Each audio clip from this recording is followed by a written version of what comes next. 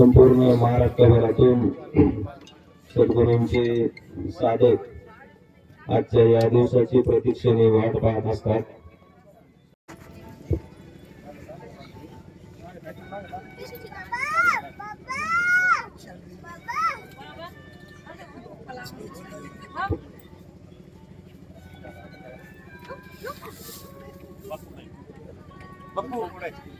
शाल नाही तर आहे काय का फेटा दुसरा फेटा एक्स्ट्रा फेटा आहे का भागवाय बस हा दे काय बोलते सामन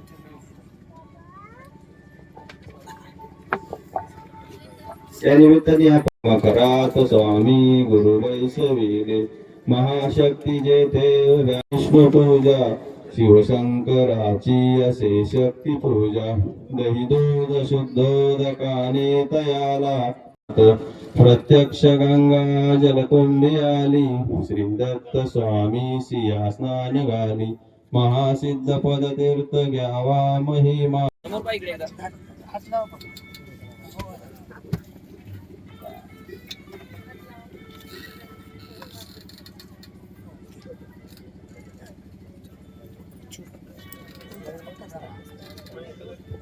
सावली प्रतिष्ठी अविरत अशी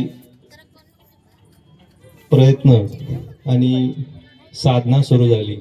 ती अतिशय खडतर साधना सद्गुरूंनी त्यांच्या आयुष्यामध्ये केली, जी संध्याकाळी रात्री 10 वाजता गायमुखाच्या मारुतीच्या ठिकाणी जाऊन पहाटे 3 वाजेपर्यंत ती साधना करायची. परत आपण जे धुरकुंड इमामपूरमध्ये महादेवाचं मंदिर आहे, त्या महादेवाच्या मंदिरामध्ये दिवस रात्र ध्यान समाधी अवस्थेमध्ये असं त्यांनी जीवन संपूर्ण व्यतीत केलं. आणि जी आत्मानुभूती आली, त्या आत्मानुभूतीच्या त्या साक्षात्काराने स्वतःचं बरोबरच बाकीच्यांचं जीवन देखील अतिशय उज्ज्वल त्यांनी केलं. सामान्य माणसासारखं जीवन जगत असताना एक शेतकरी कुटुंबामध्ये राहून ही साधना करणं अतिशय अवघड असं गोष्ट आहे. कारण समाजामध्ये योगी पुरुष आपल्याला फक्त माहीत काय असतात, तर ते डोंगरामध्ये हिमालयात जाऊन साधना करणारे एवढेच आपल्याला योगी माहिती असतात. परंतु प्रपंचामध्ये राहून साधना करता येते याचं ज्वाज्वल्य उदाहरण म्हणजे आपले सद्गुरू आमचे अण्णा चांगदेव महाराज आठरे या ठिकाणी उपस्थित आहेत. विकास काळे या ठिकाणी सरपंच उपस्थित आहेत. राजू धारकोंडे या ठिकाणी उपस्थित आहेत. अनेक मान्यवर माता भगिनी या ठिकाणी उपस्थित आहेत. अशा या सुंदर कार्यक्रमाला आपण सर्वजण उपस्थित राहिला. आज विशेष गोष्ट अशी आहे का सद्गुरूंनी सांगितल्याप्रमाणे हार आणि नंतर लगेच आपण पुरस्कार वितरणाकडे वळणार आहोत. मला जे नावरती इथे जी काही तालकरी मंडळी आहेत सर्वांना विनंती आहे की आपण वरती यायचे.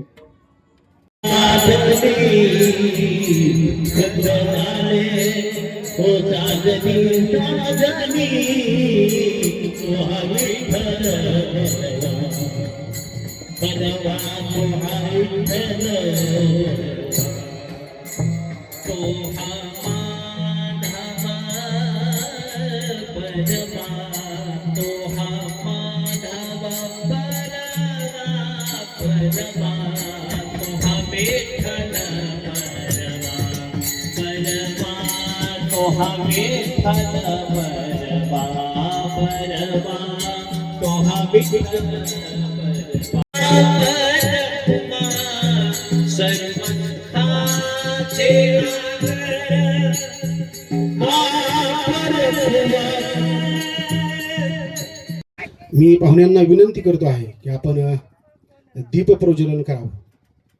दीप प्रज्वलनाने अध्यक्ष सिद्धनाथ हरिभक्त परायण मेटे महाराज, त्याचबरोबर आपल्या कार्यक्रमाचे प्रमुख पाहुणे डॉक्टर संजय कळमकर सर, कार्यक्रमाचे अध्यक्ष सद्गुरू श्री साहेबराव आभारी गुरुजी या मान्यवरांच्या शुभ हस्ते या ठिकाणी दीप प्रज्वलन करून या पुरस्कार वितरण सोहळ्याचा आपण सुरुवात करत आहोत. सरांची पुढची कादंबरी असो आपल्या भेटीस येत आहे. सर, या निमित्ताने आपणास खूप खूप धन्यवाद. यानंतर डॉक्टर संजय कळमकर सरांचा सन्मान या ठिकाणी आपण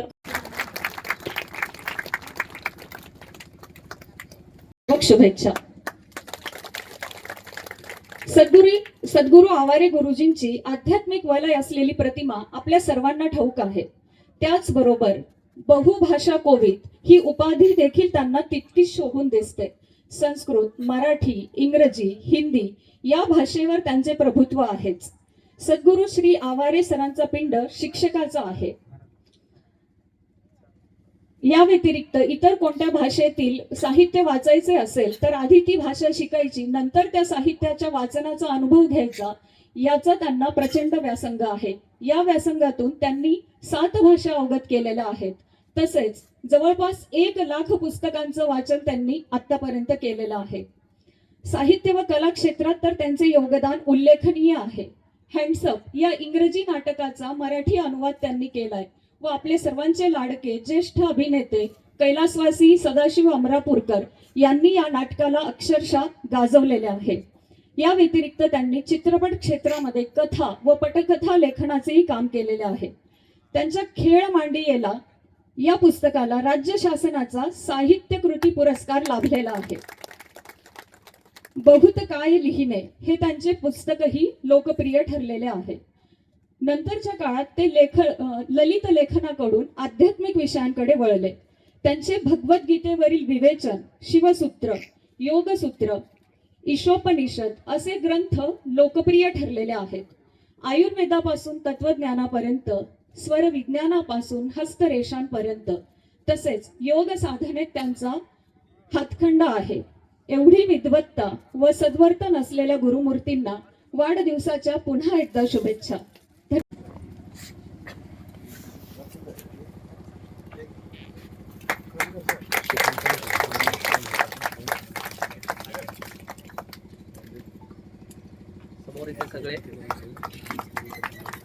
जी बोरुडे सरांचा सन्मान.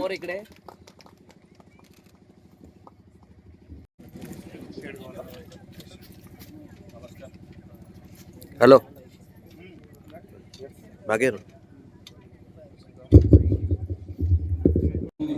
साहेबराव आवारे गुरुजी या परिसरातील सर्व ग्रामस्थ आणि नगर शहर नवे राज्यभरातील तमाम गुरुजींच्या प्रेमींचं म्हणजे आजचा हा दिवस एकंदरीत अमृत महोत्सवाचा दिवस आहे आणि सर्वांसाठी आनंदाची गोष्ट आहे. गुरुजींचे अमेरिकेतही भक्त आहेत. तर गमतीचा भाग असा, कळमकर सर सद्गुरू साहेबराव आवारे यांच्या नावे पुरस्कार द्यायची ज्यावेळेस वेळ आली तर सद्गुरू साहेबराव आवारे आणि साहित्य हा काय नेमका प्रकार आहे लोकांना काय कळे ना. अनेक पुरस्कार्थी जे आहेत किंवा पुस्तक पाठवणारे जे लोक होते साहित्यिक त्यांनी विचारणा केली, साहजिकच आहे. परंतु परिचयात्मक ज्यांचा परिचय करून दिला आमच्या कार्याध्यक्ष हेमलता पाटील मॅडम यांनी, त्यावेळेस लक्षात आलं असेल की साहित्य संस्कृती मंडळाने 1983-80 सालामध्ये त्यांच्या बहुत काय लिहिणे आणि खेळ मांडियेला या पुस्तकांना अनुदान दिलं आणि ती पुस्तकं प्रकाशित झाली. आमचे मित्र महादेव गवळे असतील, सचिन चोबे असतील, त्यांनी आता साहित्य संस्कृती मंडळाच्या मार्फत एक संमेलन घेतलं सेनापती बापट यांच्या नावे. तर खूप मोठी गोष्ट आहे. त्या महामंडळाने 1983 साली सरांच्या नावे अनुदान दिलं आणि ती पुस्तकं प्रकाशित झाली. त्यावेळेसचा राज्यस्तरीय पुरस्कारही होता. ललित लेखनामध्ये सरांचा फार हातखंडा होता. रांची ढेरे नावाचे आपण सगळे लेखक ओळखत आहोत किंवा त्यांचं साहित्यातलं लोकसाहित्यातलं काम आपल्याला माहिती आहे. तर त्या रांची ढेरेंनी स्वतः उठून येऊन सरांसोबत परिचय करून घेतला की साहेबराव आवारे नेमके कोण आहेत. तिथं साब आवारे या नावाने सर लिहायचे. म्हणून साहित्याचा आणि सरांचा खूप घनिष्ठ संबंध आहे. नाही ते साहित्यिकच आहेत. नंतर ते धार्मिक पुस्तकांकडे किंवा धार्मिक कार्याकडे वळाले आणि तोच धागा होता. नितेश बनसोडे इथं आहेत, आता कुठं बसलेले असतील. तर त्यांचा आणि माझा संपर्क 2022 मध्ये आला. 22/2/22 ही तारीखही फार गमतीची होती. अगदी त्याच काळात सरांनी सांगितलं तुमच्या हातून किंवा काही मोठं काम होणार असेल. सरांचा बाकी परिचय आपल्याला माहिती आहेत, म्हणजे ज्योतिषशास्त्रात त्यांचं काम आहे, योगशास्त्रात काम आहे, म्हणजे मेडिटेशनमध्ये काम आहे. परंतु आमचा आणि सरांचा संपर्क आला, मीही काही लिहितो आहे असं कळाल्यानंतर सरांनी खूप अस्तेवाईक चौकशी केली आणि मलाही असं लक्षात आलं की कोणीतरी एक निस्पृह व्यक्तिमत्व आहे की जे आपल्याला सापडले आणि त्या म्हणजे आपण त्यांच्या संपर्कात आलेलो आहोत. आता हल्ली काय झालंय, गुरु बाबा बुवा असं म्हणलं ना लोकांच्या भोवया येऊन चौकतात. आमच्यासारख्या म्हणजे मी पत्रकार आहे त्याच्यामुळे आमच्यासारख्या लोकांना ते फार हे होतं. आणि आता तू कुठं या बाबांच्या बुवाच्या नादी लागला, ही कारण परिस्थिती आहे देशातली. परंतु हे व्यक्तिमत्व आदरणीय आहे, पूजनीय आहे, हे सर्वांना परिसरात माहिती आहे. परंतु त्यांच्या कार्याचा जो परिचय ज्यांना आहे त्यांना जास्त लक्षात येईल की नेमकं सरांचं काम कशात आहे. की सर मॅडमनी सांगितलं की ते संस्कृतचे शिक्षक होते, त्यांना 6-7 अर्धमागधी पाली, पारशी किंवा उर्दू, इंग्रजी, संस्कृत अशा अनेक भाषा येतात. तर त्या भाषेचं ज्ञान त्यांनी आपल्या अनेक शिष्यांना दिलेलं आहे. पण सरांचं नेमकं कार्य काय, तर मेटे महाराज आमचे अध्यक्ष आहेत प्रतिष्ठानचे, अक्षर प्रतिष्ठानचे, त्यांनी सांगितलं की सरांचं नेमकं काम काय ते माहितीच नाही. इथले अनेक त्यांच्यासोबत काम करतात, जायचं, दर्शन घ्यायचं आणि सरांनी सांगितल्याप्रमाणे किंवा बाबांनी सांगितल्याप्रमाणे आपण काम करायचं अशी त्यांची भावना असते, ही श्रद्धा आहे. परंतु सरांचं काम खूप मोठं आहे हे लोकांना माहितीच नाही. मग सरही कधी ते सांगत नाहीत. त्यांनी काय होतं, अहंकार निर्माण होण्याची शक्यता असते असं त्यांचं म्हणणं आहे. परंतु आम्ही त्यांच्याकडनं खोदून घेतलं आणि अमेरिकेपासून मुंबई लातूर पर्यंत त्यांचं काम आहे. आश्रम आहेत, वेगवेगळ्या संस्था चालवल्या जातात, परंतु ते कधीही श्रेय घेत नाहीत. म्हणूनच आमच्या अक्षर प्रतिष्ठानने असं ठरवलं की आपल्याला काहीतरी करायचं आहे आणि तो सरांच्या नावे पुरस्कार द्यायचा आहे. तर काही जणांनी तर सर असं आम्हाला हे केलं की ज्यांच्या स्मृतीनिमित्त पुरस्कार दिला जातो, पण त्यांना त्यांच्या कार्याबद्दल माहीत नसल्यामुळे आम्हाला हा खुलासा किंवा इथं प्रास्ताविकात ते सांगावं लागतंय की ते व्यक्तिमत्वच असं आहे. आता सुधाकर गायधनी नावाचे एक कवी आपल्याकडे होते, ते जिवंतपणे त्यांच्या नावाने हे आहे म्हणजे गार्डन आहे. आमचे संजय बोर्डे सांगत असतात की ते महाकवी म्हणून त्यांना उपाधी दिली की आपल्याच नावाचं काहीतरी पालिकेने केलंय आणि आपल्याला तिथं जायला मिळतंय, ही फार मोठी गोष्ट असते. हा साहित्यिकांचा सन्मान असतो. गुरुजींचं कामही तसंच मोठं आहे. आमच्या अक्षर प्रतिष्ठानने असं ठरवलं की आपण पुरस्कार द्यायचे. पुरस्कार म्हटलं की लोकांना जरा थोडं हसायला येतं, कारण त्याचं बाजारीकरण झालेलं सगळ्यांना माहिती आहे. परंतु आम्ही ज्यावेळेस संकल्पना सांगितली सरांना की आम्हाला अशी इच्छा आहे की आम्ही सरांच्या नावे पुरस्कार देऊ इच्छितो, सरांनी तर खरं अगोदर नकारच दिला, म्हणजे त्यांना कुठं कार्यक्रम किंवा अशा हे नकोच असतं. परंतु आम्ही हे या केल्यानंतर त्यांनी सांगितले की ठीक आहे तुमची इच्छा आहे तर करा.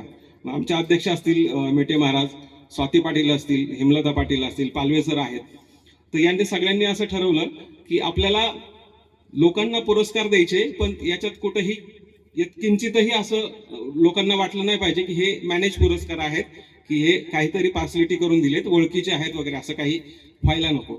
म्हणून आम्ही परीक्षक नेमले. आणि परीक्षक तरी कोण, मराठी अभ्यास मंडळाचे माझे अध्यक्ष आहेत प्राचार्य डॉक्टर आपले शिरीष लांडगे, त्याच्यानंतर संजय बोर्डे आहेत, हे महाराष्ट्रभर फिरणारे कवी आहेत.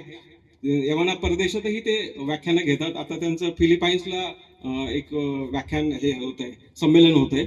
मागच्या वेळेस त्यांनी केरळला कार्यक्रम केला होता. असे संजय बोर्डे यांनी इतर जो साहित्य विभाग होता त्याचं परीक्षण केलं. दुसरे आपले सारडा कॉलेजचे प्राध्यापक शशिकांत शिंदे फार मोठे नामांकित कवी आहेत. तर यांची सर म्हणजे गमतीची गोष्ट सांगतो, पुरस्कार दिल्यानंतर आमचं पहिलंच वर्ष होतं, पहिल्याच पुरस्कारासाठी 150 पुस्तकं आली. कुठेही माझ्या ऑलवर जाहिरात नाही, कुणाला निवेदन पाठवलं नाही, 150 पुस्तकं आली. 150 पुस्तकातनं सरांकडे आम्ही वेगवेगळ्या विभागात दिले, म्हणजे कादंबरी विभाग असेल, काव्य विभाग असेल किंवा इतर साहित्य विभाग असेल, ह्या चारही विभागात पुस्तकं दिल्यानंतर आणि ज्यावेळेस आपलं पुस्तकं ज्यांना पुरस्कार जाहीर झाला अशा लोकांची नावं जाहीर केल्यानंतर एकानेही फोन केला नाही. का केलं नसेल बरं? कारण पुस्तकं आली, त्यांना कळवलं गेलं, पुस्तकं कुठं गेलेली 4 विभागात परीक्षण करणार आहेत आणि परीक्षक करणार आहेत त्यांनीही एकदम निस्वार्थीपणे कुठलीही वसिलेबाजी न करता पुरस्काराचं परीक्षण केलं आणि ही निवडले गेलेले लोक आहेत. जोरदार टाळ्या झाल्या पाहिजेत या लोकांसाठी. ते कोण आहे ते आपल्याला लक्षातच येईल. आलेले आहेत. अक्षर साहित्य प्रतिष्ठानच्या वतीने मी खरोखर त्यांचा आभारी आहे. आणि आम्हाला खरोखर भरून आलंय की आमचे सगळे साहित्यिक मित्र आलेले आहेत. म्हणजे त्यांच्या सन्मानात आमच्याकडनं थोडं काही झाले असेल मागे पुढे, तर मी ते खुल्या दिलाने आम्हाला माफ करतील. तर इथे एवढंच बोलून थांबतो. धन्यवाद. त्या शोधामध्ये आपण ज्याला म्हणतो आत्मसाक्षात्काराचा, प्रत्येकाला ज्याला गरज आहे, तर त्यांनी ते वयाच्या 12 वर्ष अनुभवली आणि त्यानंतर स्वतःचं जीवन संपूर्णपणे बदलून टाकलं. त्यानंतर सामान्य शेतकरी कुटुंबात जन्मलेले आणि अध्यात्माची कोणतीही पार्श्वभूमी नसलेले, स्वतःच्या हिमतीवर धैर्याने आणि ईश्वरावर पूर्ण श्रद्धा ठेवून त्यांनी पूर्ण जीवन काल कटवला. वयाच्या 12 वर्षी जे आलेला आत्मसाक्षात्कार, त्याची जी अनुभूती आहे, त्यानंतर साधना सुरू झाली.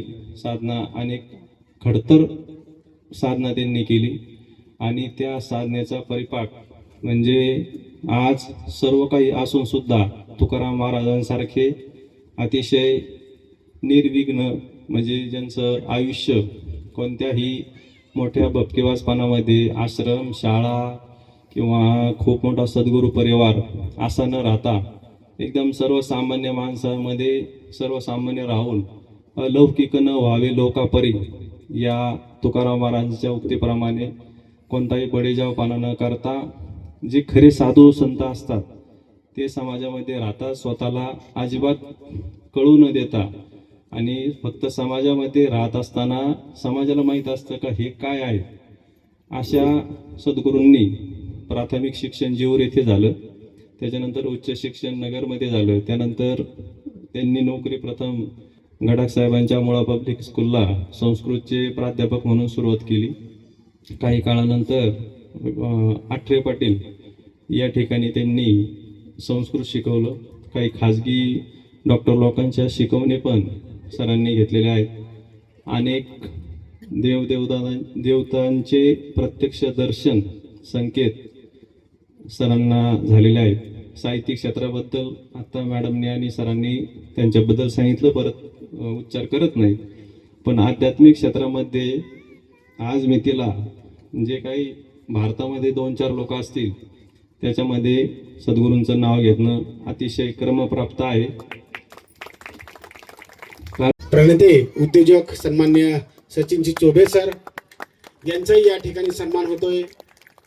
सन्मान्य नवनाथ मगर त्यांचा नगर शहरामध्ये आणि जिल्ह्यामध्ये एक वेगळं काम करणारे, सावली प्रतिष्ठानच्या माध्यमातून वेगळं काम करणारे अनाथ मुलांसाठी काम करणारे मित्र सन्मान्य प्राध्यापक गणेशजी भगत सर यांचाही या ठिकाणी सन्मान होतोय. योगदान देतात अशी माणसं. यानंतर फिनिक फाउंडेशनचे अध्यक्ष आणि यानंतर सरांच्याच विचारधारेला अनुसरून काम करणारे आमचे घोडके सर यांचाही या ठिकाणी सन्मान होतोय. मी घोडके सरांना विनंती करतो की त्यांनी आदरणीय सद्गुरू साहेबराव आवारे सर, आमचे मित्र डॉक्टर संजय कळमकर, प्रसिद्ध कादंबरीकार, कथाकार, महाराष्ट्रातील एक नामवंत नाव साहित्य क्षेत्रातले, समोर बसलेले सर्व पुरस्कारार्थी आणि आवारे गुरुजींच्या भक्त संप्रदायातील आपण सर्वजण. खरं तर अशोक राजेंनी मला फोन केला, निंबाळकरांनी, आणि कवितांची निवड, कविता संग्रहांची निवड तुम्ही करायची असं मला त्यांनी सांगितलं. एकूण 28 पुस्तकं या पुरस्कारासाठी प्राप्त झालेली होती. त्या 28 पुस्तकांचं वाचन, त्यातली काही पुस्तकं मी अगोदर वाचलेली होती, परंतु त्या 28 पुस्तकांचं अगोदर वाचन केलं. त्यातले 7-8 संग्रह असे असतील की जे थोडेसे मला बाजूला काढावेसे वाटले, ते बाजूला झाले. 20 संग्रहामधून खरं तर अतिशय अव्वल दर्जाची कविता, ज्याला साहित्यिक मूल्य असेल, वाङ्मयीन मूल्य असेल, अशी कविता मला वाचायला मिळाली. ते मी माझं भाग्य समजतो. या 20 पुस्तकामधून पुन्हा थोडीशी चाळणी करून एक 7 पुस्तकं मी बाजूला काढली. ही 7 पुस्तकांची नावं मला मुद्दाम या ठिकाणी सांगायची आहे, यासाठी की महाराष्ट्रातल्या सगळ्या जिल्ह्यातून ही पुस्तकं आपल्याला प्राप्त झाली. अशोकराजेंनी आता त्याचा उल्लेख केला की कुठलीही जाहिरात न करता एक 200 पुस्तकं या संपूर्ण साहित्य पुरस्कारांसाठी प्राप्त झालेली त्यातली 28 पुस्तकं, त्यातली मला जी महत्त्वाची वाटली, की ज्यांचा खरं तर साहित्य क्षेत्रामध्ये ज्यांचं नाव आहे असे जे कविता संग्रह आहेत, त्यातलं म्हणजे पहिला म्हणजे माती मागते पेन किलर हा सागर जाधव जोपुळकर यांचा संग्रह. त्यानंतर जामिनावर सुटलेला काळा घोडा धनाजी धोंडीराम घोरपडे हे मला वाटतं सोलापूर जिल्ह्यातले आहेत. त्यानंतर उलट्या कडीचं घर सुनील उबाळे हे औरंगाबादचे आहेत. अव्यक्ताचा चंद्र ह्या शारदा लक्ष्मण घोडके आपल्या श्रीगोंद्याच्या आहेत. ते दिवस आठवून बघ हे डॉक्टर अशोक शिंदेंचा कविता संग्रह की जे नगर जिल्ह्यातीलच आहे. त्यानंतर मृत्यूच्या अनिश्चित सावटाखाली हबीब भंडारे हे सुद्धा औरंगाबादचे आहेत. आणि सूर्य आहे पेरला दिनेश भोसले मला वाटतं हे सातारा सांगली या परिसरातले आहेत. हे 7 संग्रह मला महत्त्वाचे वाटले. ज्या उद्देशाने हा पुरस्कार दिला जातोय त्या उद्देशांची परिपूर्ती करणारे हे संग्रह होते. त्यामुळं आणि मग सरांचं पुन्हा माझ्याशी बोलणं झालं अशोकराजेंचं. त्यांनी सांगितलं तुम्ही एक 3 पुस्तकं यातली निवडून द्या. खरं तर कसोटी होती, त्यामुळे एक 3 पुस्तकं मी शेवटची फायनल केली की जी पुरस्कारासाठी म्हणजे त्यांना सांगितलं यातल्या कुठल्याही पुस्तकाला तुम्ही पुरस्कार देऊ शकता. त्यातलं म्हणजे मग अंतिम 3 मध्ये माती मागते पेन किलर, उलट्या कडीचं घर आणि अव्यक्ताचा चंद्र असे 3 संग्रह. आणि त्या 3 संग्रहातून मग त्यांनी मग ते एक पुस्तक निवडण्याऐवजी मग त्यांनी ती 2 पुस्तकं निवडली आणि तो राज्यस्तरीय पुरस्कार या पुस्तकाला प्राप्त झालाय. खरं तर माती मागते पेन किलर हा एक वेगळं नाव असणारा पेन किलर. आपण पेन किलर कशासाठी घेतो तर आपल्या वेदना असतील त्या कमी करण्यासाठी घेतो. आता सध्याचं जे पर्यावरण आहे, जे वातावरण आहे शेतीच्या संदर्भातलं, त्या शेतीच्या प्रश्नांवर अतिशय अचूक भाष्य करणारी सागर जाधव यांची कविता मला त्यानिमित्तानं फार महत्त्वाची वाटते. खरं तर हा अतिशय उमदा तरुण कवी आहे. पदार्पणापत्रच त्याच्या संग्रहाची नोंद मला वाटतं बाल युवा साहित्य अकादमीच्या पुरस्कारासाठी सुद्धा झालेली होती. म्हणजे अशी अति महत्त्वाची कविता लिहिणारा कवी आज आपल्या सर्वांच्या समोर आहे. त्याचं अतिशय मनापासून स्वागत. त्या पुस्तकाला अनेक पुरस्कार प्राप्त होत आहेत. उद्याही पिंपरी चिंचवडला पुरस्कार घेण्यासाठी तो जातोय. आणि नुकताच 7 डिसेंबरला जो पुरस्कार व्हिगर ओमारी पुरस्कार मिळणार आहे तोही त्यांच्या पुस्तकाला जाहीर झालेला आहे. मी काल सहजच त्यांना म्हटलं की आता हा कितवा पुरस्कार, तो म्हणे मी पुरस्कारांची संख्या मोजत नाही. चांगली गोष्ट आहे, कारण पुरस्कार 1-2 असतील तर आपण ते लक्षात ठेवतो, परंतु पुरस्कारांची संख्या जर अपरिमित असेल, जास्त असेल तर ती लक्षात ठेवली जात नाही. असा हा उमदा कवी. त्या कवीच्या माती मागते पेन किलर या संग्रहासाठी आपण सद्गुरू साहेबराव आवारे यांच्या नावाने दिला जाणारा हा पुरस्कार देतोय. दुसऱ्या कवयित्री आहेत अव्यक्ताचा चंद्रवाल्या शारदा लक्ष्मण घोडके.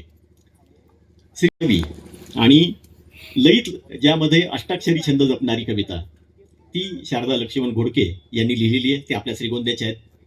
खरं तर त्या संग्रहामध्ये मला त्यांच्याच कवितांचा आधार घेऊन 1-2 ओळी मला तुम्हाला सांगायच्या आहेत. सामाजिक सांस्कृतिक मूल्यवान जपणारी ही कविता स्त्रियांच्या रोजमर्रा जीवनाचा कोलाज अत्यंत प्रभावीपणे चितारत राहते. एक शुभ्र चांदवा एका निर्मोही बिंदूवर येऊन स्थिरावतो, तद्वत ही कविता अंतकरणात खोलवर उतरत जाते आणि मग हळुवारपणे अव्यक्ताचा चंद्र मनाच्या काठावर कलेकलेने उमरत राहतो. म्हणून ही कविता मला महत्त्वाची वाटली. त्या कवितेसाठी, त्या संग्रहासाठी आदरणीय सद्गुरू साहेबराव आवारे यांच्या नावाने दिलेला हा पुरस्कार त्यांना जातोय. या दोन्ही कवींचं मी अतिशय मनापासून स्वागत करतो, अतिशय मनापासून अभिनंदन करतो. सर्वच पुरस्कार प्राप्त कवींचं, लेखकांचं या निमित्ताने स्वागत, अभिनंदन, धन्यवाद. अक्षर साहित्य प्रतिष्ठान किंवा अक्षर प्रवाह नावाचा दिवाळी अंक गेली 2-3 वर्ष अशोकराजे, हेमलता पाटील, स्वाती पाटील, मेटे महाराज की जे सगळ्याच साहित्यिकपासून आध्यात्मिकपर्यंत सगळीकडे असतात असे आमचे मित्र. तर मी सुद्धा या परिवाराचाच एक भाग आहे. त्यामुळं परीक्षणाचं काम जेव्हा माझ्याकडे आलं तेव्हा मी नाही म्हणायचा काही प्रश्न नव्हताच. परंतु जनरली कविता किंवा कादंबरीचं परीक्षण माझ्याकडे देतात. पण यावेळी त्यांनी एक नवीनच मला चॅलेंजिंग काम दिलं, ते म्हणजे इतर साहित्य, इतर प्रकारचं जे साहित्य आहे, ललित गद्य वगैरे. तर मलाही ते यासाठी आवडलं की चला आपण हे करून पाहूया. आणि दुसरा महत्त्वाचा मुद्दा होता की साहेबराव आवारे सर, ज्यावेळी मी घोडेगावला राहत होतो, चंद्रकांत पालवेंची पण बदली तिथं काही काळ घोडेगावला होती, त्यावेळी आवारे सरांच्या भेटीसाठी मी मुद्दाम आलो होतो.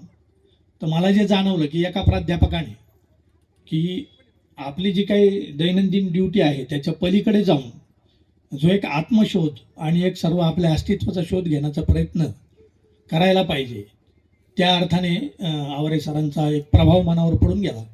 आणि आमची सहजच चर्चा नाथ संप्रदायावर झाली तेव्हा सरांनी ते त्यांच्या जिथं बसायची बैठक होती त्याच्या शेजारी त्यांनी प्लायवूडचे असे बारीक बारीक कप्पे केले होते. मी आता महाराजांना आले ते बोललो, ते आठवण काढून दिली. तर त्याच्यामध्ये त्यांनी नाथ संप्रदायाच्या सगळ्या ज्या काही बारीक बारीक गोष्टी आहेत, अशा छोट्या छोट्या फायलीपासून तर मोठ्या फायलिंगपर्यंत सगळं फायलिंग व्यवस्थित केलं होतं. मग यावरून बाबा मच्छिंद्रनाथांचा कौल ज्ञान निर्णय असेल किंवा कौल मार्ग अकौल मार्ग काय, याचं सगळं डिटेल बारीक सारीक सिद्ध परंपरा काय आहे, तर हे सर्व त्याच्यामध्ये त्यांनी अभ्यासलेलं मला दिसलं. खरं तर त्यावेळी माझं वयही लहान होतं, त्यांनी मला काही गोष्टी सांगितल्या, त्या काही डोक्यावरून गेल्या असतील, परंतु भविष्यामध्ये एक साहित्याची सेवा करताना मला त्याचा निश्चित उपयोग झाला. आणि नंतर मी बघितलं की नारायणगाव कॉलेजला सुद्धा, म्हणजे जसे ते मुळा एज्युकेशनला होते तसे नारायणगाव कॉलेजलाही आता सध्याचे जे प्राचार्य त्यांचे सहकारी प्राध्यापक आनंद कुलकर्णी, त्यांनी पण आवर्जून सरांची आठवण काढली. त्यामुळं या सगळ्या एका विचारधारेचा आणि त्यातही जे सकस किंवा सत्व शोधणारी विचारधारा, मगाशी जसं निंबाळकरांनी त्यांच्या प्रास्ताविकामध्ये सांगितलं की आजकाल काही शब्द जे आहेत ते बदनाम झालेले आहेत, म्हणजे उदाहरणार्थ काही बाबाबुवांचे प्रताप असतील वगैरे असतील, त्यामुळे आध्यात्मिक म्हणजे धार्मिक म्हटलं तर काहीतरी नको बा त्या वाटेला जायला, असं पण लोकांचा एक समज होतो. परंतु ज्याप्रमाणे वारकरी संप्रदाय तोही एक आपल्या सगळ्या शेतकऱ्यांच्या संदर्भात महत्त्वाचा आणि जिव्हाळ्याचा विषय आहे, त्या वारकऱ्यांची खरी नेमकी ओळख काय आहे, मधला जो कालखंड आहे की आपल्याला ज्ञानेश्वर तुकाराम वगैरे माहिती असतात, तुकाराम म्हणजे पुढं भक्तविजयपर्यंत महिपती महाराजांमुळे माहिती असतं आपल्याला, शेख मोहम्मद महाराज वायरेचे जिथं मेटे महाराज त्यांचं गाव आहे ते इथपर्यंत माहिती असतं. पण मधल्या काळामध्ये की ही कीर्तन परंपरा नेमकी कधी सुरू झाली, फडकरी म्हणजे काय, आणि वारकऱ्यांचा मूळ आत्मा शोधणारं पुस्तक या निमित्ताने माझ्या समोर आलं. आणि महाराजांचा, तुकाराम महाराजांचा जो अभंग आहे, होय होय वारकरी पाहे पाहे पंढरी, आणि हे पुस्तक जेव्हा मी वाचायला घेतलं त्यावेळी एक प्रकरण वाचून पाहू म्हटलं, नंतर परत निवांत सवडीने वाचू असं मला वाटलं. पण जसं मी पहिलं पान वाचलं तेव्हा ते सगळं संपूर्ण प्रकरण वाचल्याशिवाय मला ते खाली ठेवलं नाही. आणि मग पाहता पाहता अख्खं पुस्तक वाचून झालं. आणि ज्ञानेश्वर महाराज बंडगर, म्हणजे अगोदरच हबप बंडगर महाराज, तर खरं तर हबपबद्दल माझं काही फारसं चांगलं मत नव्हतं, कारण त्याचं जे काही सामाजिक अनुभव आपल्याला येतात. परंतु या पुस्तकात त्यातही एका तरुण महाराजांनी हे पुस्तक लिहिलेलं आहे, आणि त्यातही अशा पद्धतीने की एखादा PhDचा विद्यार्थी असतो, त्याने ज्या अकादमिक पद्धतीने संदर्भ साहित्य संदर्भ दिलेले असतात, तळटिपा दिलेल्या असतात, त्याचा पृष्ठ क्रमांक दिलेला असतो, तर अशा पद्धतीचं हे पुस्तक होय होय वारकरी महाराजांनी लिहिलेलं आहे. तर PhDचा विद्यार्थी नसताना किंवा कुठलाही त्यांना खरं तर फेलोशिप मिळाली होती, त्या फेलोशिपच्या माध्यमातून त्यांनी हा संशोधन ग्रंथ आकाराला आणलेला आहे. पण यामध्ये सर्वात महत्त्वाची गोष्ट म्हणजे मी जे निरीक्षण नोंदवलेले आहे, पुरस्कार निवड झाल्यानंतर जे काय आपलं मत द्यावं लागतं कमिटीला, त्याच्यात मी स्पष्टपणे सांगितलेलं आहे की वारकरी असलेल्या आणि वारकरी नसलेल्या अशा दोन्ही प्रकारच्या लोकांनी हे पुस्तक आवर्जून वाचलं पाहिजे. विनाकारण कुठल्या तरी मार्गशीर्षातले पांढरे बुधवार गुरुवार करण्यापेक्षा, आणि कुठल्या तरी कुणीतरी सांगितलं असतं अमुक करा तमुक करा घरात फरक पडेल, पूर्वी आम्हाला पॉम्पलेट यायचे संतोषी मातेचे, हे सगळे 10 ठिकाणी पाठवा तर तुमच्या घरात बरकत येईल. आता फेसबुकला पण येतं की राधे राधे असं लिहा, 100 जणांना पाठवा, तुम्हाला आठवड्यात बातमी मिळेल. तर असं काही धर्माच्या नावाखाली जे अंधश्रद्धा पसरवणारे जे काही अनुभव आपल्याला येत असतात, तर त्या सर्वांचे डोळे उघडणारा हा ग्रंथ आहे. केलं त्यावेळी त्यांच्या पाठीमागे क्रांतिसिंह नाना पाटील उभे राहिले आणि त्यांनी त्यांच्या काही अनुयायांसह पंढरपुरात फेरी मारली आणि ठणकावून सांगितलं की जर साने गुरुजींच्या जीवाचं बरं वाईट काही झालं तर एकही बडवा मी जिवंत सोडणार नाही. एवढी मोठी ताकद, म्हणजे त्या काळात आपण सगळे स्वातंत्र्याच्या दिशेने झपाटलेलो होतो, इंग्रज सरकारविरुद्ध पण आपले सगळे बंड चालू होते, परंतु अस्पृश्यांना मंदिर प्रवेश मिळावा म्हणून ही जी काही पुरोगामी मंडळी होती क्रांतिसिंह नाना पाटलांसारखी, त्याचाही या निमित्ताने एक महत्त्वाची नोंद या ग्रंथामध्ये सापडते. या दृष्टीने मी महाराजांचं अभिनंदन करतो. त्याचबरोबर की कुठल्याही वारकरी धर्मामध्ये जे काही स्तोम माजलेलं आहे, या स्तोमावरही त्यांनी परखड असे तुकोबांच्या भूमिकेत जाऊन आसूड ओढलेले आहे, प्रहार ओढलेले आहे. म्हणजे जे तुकाराम महाराज म्हणतात की नाठाळाच्या माती हाणू काठी, म्हणजे या संप्रदायातल्या नाठाळांच्या माती त्यांनी काठी आणलेली आहे. आणि जे खरे सत्वशील वारकरी आहे, जी परंपरा ज्यांनी जपलेली आहे, अशांच्या नोंदी त्यांनी केलेल्या आहेत. आपल्याला बाबा महाराज सातारकर माहितीत, परंतु दादा महाराज सातारकर माहिती नाहीत.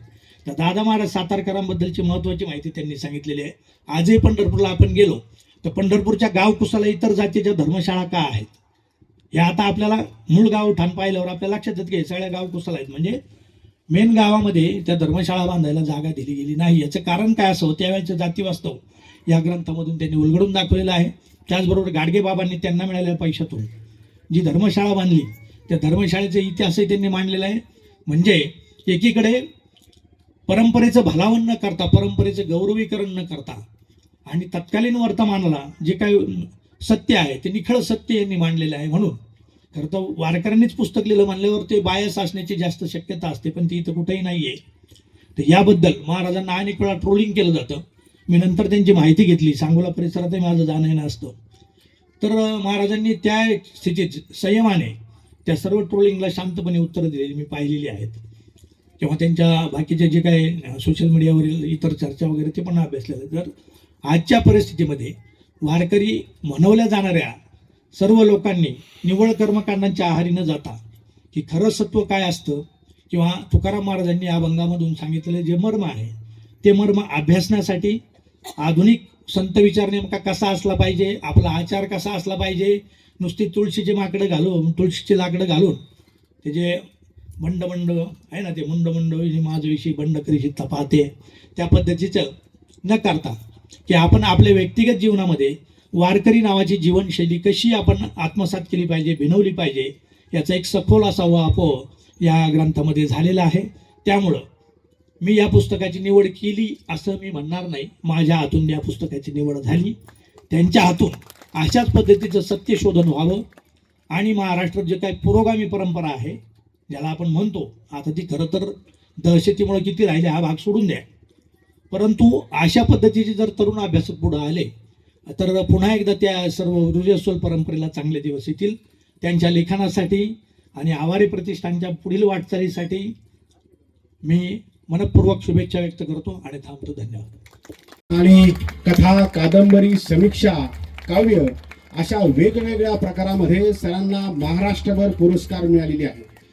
पुरस्कार, सुमनताई पंचबाई साहित्य पुरस्कार, विशाखा काव्य पुरस्कार, परिवर्तन पुरस्कार, असे अनेक वेगवेगळे पुरस्कार सरांना मिळालेले आहेत. चांदवडी रुपया साहित्य कला रसिक मंडळाच्या माध्यमातून साहित्यिक उपक्रम राबवले जातात. प्रतिभा संपन्न या विद्यार्थी साहित्य संमेलनात नॉट रिचेबल कवितेला पुरस्कार मिळालेला आहे. कृषी सेवा आणि केंद्र शेती निविष्ठा हा त्यांचा व्यवसाय आहे. यानंतर इतर वैचारिक साहित्यामधील पुरस्कार आहे. एकदम तरुण कार्यकर्ते आणि तरुण महाराज ज्यांना आपण म्हणतो, ज्यांची ओळख महाराष्ट्रावर आहे, असे हरिभक्तपरायण ज्ञानेश्वर महाराज बंडगर यांना आपण इतर साहित्य, वैचारिक साहित्याचा पुरस्कार देऊन गौरवित आहोत. संत साहित्याचे अभ्यासक, व्याख्याते, वारकरी कीर्तनकार आणि प्रवचनकार महाराष्ट्रात विविध ठिकाणी, विशेषतः ग्रामीण भागामध्ये दरवर्षी वारकरी कीर्तन आणि प्रवचने, तेलंगणा वारकरी संप्रदाय, महानुभाव पंथ, लिंगायत धर्म, सत्यशोधक समाज, साने गुरुजी, छत्रपती शिवाजी महाराज अशा प्रमुख विषयावर चिकित्सक मांडणी करणारे प्रमुख व्याख्याते म्हणून सरांचं महाराष्ट्रावर नाव आहे. वारकरी संत विचाराचा परिचय करून देणारे कार्यशाळा, अशा विविध साहित्य षडाक्षरी षडाक्षरी जांभळ्या घनास या कविता संग्रहाचे शॉपिझेन या ॲपवर प्रकाशन. 7वे शब्द साहित्य संमेलन नेपाळ येथे सहभाग. स्मृतिगंधाची फुलं या काव्यसंग्रहाचे प्रकाशन. आणि आता अव्यक्ताचा चंद्र या काव्यसंग्रहाला सद्गुरू साहेबराव आवारे सन्मान होत आहे. त्यांनी आपल्या सन्मानाचा स्वीकार करायचा आहे. विलास मगर, रघुनाथ महाराजांचा या सन्मान करण्यासाठी आम्ही निमंत्रित करत आहोत. विलास मगर यांना आठरे यांचाही या ठिकाणी सन्मान होतोय. प्रदीप जोशी, सन्मान्य आमचे मित्र राजू दारकुंडे यांच्या हस्ते सन्माननीय दत्तात्रय महाराज खंडोळे यांना विनंती आहे आपण व्यासपीठा कवी, लेखक, सामाजिक कार्यकर्ते यांच्या पुस्तकांचा संग्रह केला, एक वेगळं काम उभं केलं. शब्बीर भाईंचं काम खरोखरच वाखाणण्याजोगं आहे. साहित्य क्षेत्रातील कवी महाराज ससे यांना विनंती आहे की त्यांनी हा सन्मान करायचा आहे.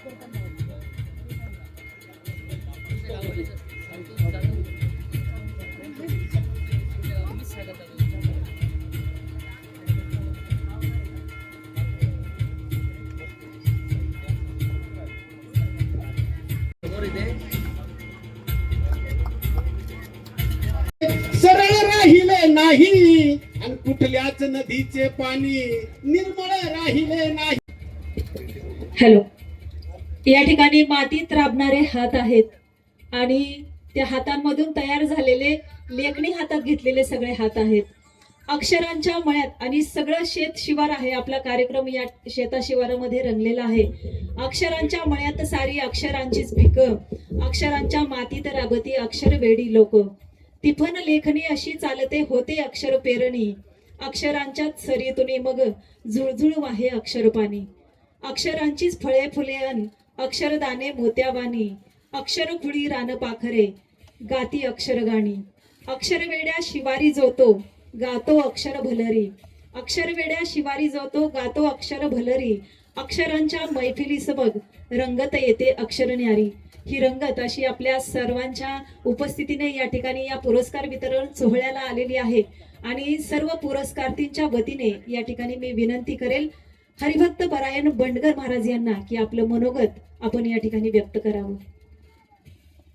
माळावर झालेलं होतं आणि कारण महाराष्ट्राची जी वारकरी परंपरा आहे ती अशीच गावातल्या खेड्यापाड्यातल्या शेतकरी कष्टकऱ्यांनी जपलेली परंपरा आहे. ते शहाणपण त्यांनीच जपलेलं आहे. आणि आमचे सावतामाळे अभंग कुठे रचत होते? शेतामळ्यातच रचत होते. आणि कांदा मुळा भाजी अवघी विठाबाई माझी असं ते रानामाळ्यातच म्हणत होते. त्यामुळं खरी जी साहित्याची परंपरा आहे ती अशी रानातलीच परंपरा आहे, मातीतलीच परंपरा आहे. आणि म्हणून या पुरस्काराचं वितरण इतक्या देखण्या उत्सवामध्ये आपण या ठिकाणी साजरं करतोय. खरं म्हणजे आदरणीय साहेबराव आवारे गुरुजी यांची काही पुस्तकं, काल मी मेटे महाराजांच्या घरी मुक्कामाला राहिलो तर त्यांनी काही पुस्तकं मला दिलेली होती आणि ती वाचल्यानंतर वाचल्यानंतर म्हणण्यापेक्षा चाळल्यानंतर त्यांचं जे काही चिंतन आहे, त्याची खोली आहे, या सगळ्याच्या बद्दलची गोष्ट मला जाणवली. वारकरी संत साहित्याचाही त्यांचा चांगला अभ्यास आहे हे त्याच्यातनं दिसतं. तर अशा थोर व्यक्तीच्या नावाने हा साहित्य पुरस्कार मिळणं ही आनंदाची गोष्ट आहे. त्याचबरोबर ज्या अहिल्यानगर जिल्ह्यामध्ये हा पुरस्कार मिळतोय त्या अहिल्यानगर जिल्ह्यामध्ये वारकरी संप्रदायातले 2 महत्वाचे संत होऊन गेले होते. एक शेख मोहम्मद बाबा आणि दुसरे निळोबाराय. तर निळोबाराय आणि शेख मोहम्मद बाबांच्या वास्तव्यानं पावन झालेली ही भूमी आहे. नगर जिल्ह्याला त्या अर्थाने संतांचाही वारसा आहे. असा संतांचा वारसा असलेल्या भूमीमध्ये हा पुरस्कार मिळतोय, त्याचा एक वेगळा आनंद आहे.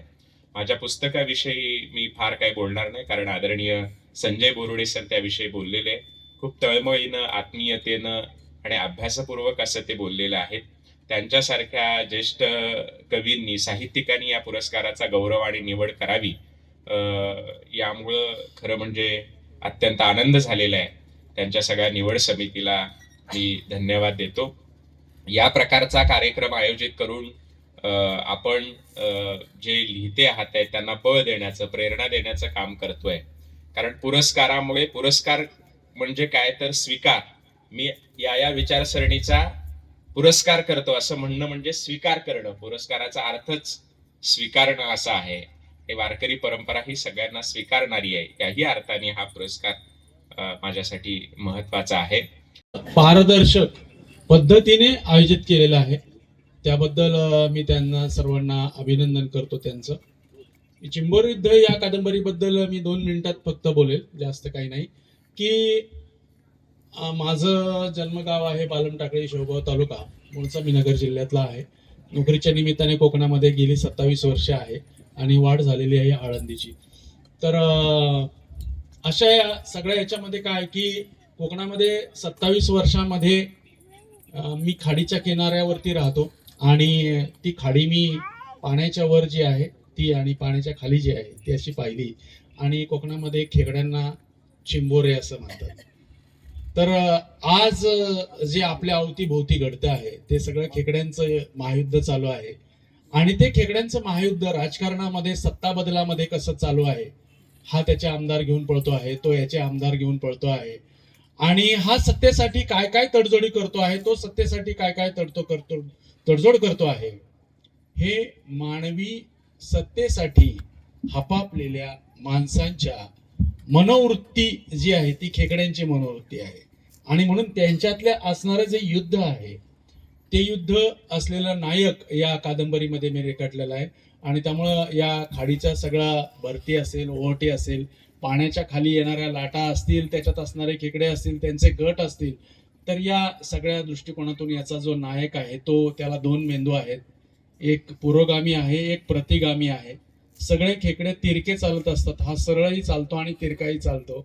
की जो सोयीनुसार आपला चेहरा बदलतो, कधी इन्स्टावर असतो, कधी फेसबुकवर असतो, कधी ट्रोलिंग गँगमध्ये असतो. म्हणजे उजेडामध्ये विरोध करून, अंधारामध्ये दिलजमाई करून आपल्या स्वतःची पोळी कशी भाजून घ्यायची, या सगळ्याचं चित्रण म्हणजे चिंबोरी युद्ध आहे. आणि या कादंबरीचा बद्दल जो मलपृष्ठ आहे तो ज्ञानपीठ पुरस्कार प्राप्त लेखक दामोदर मावजो यांनी लिहिलेला आहे.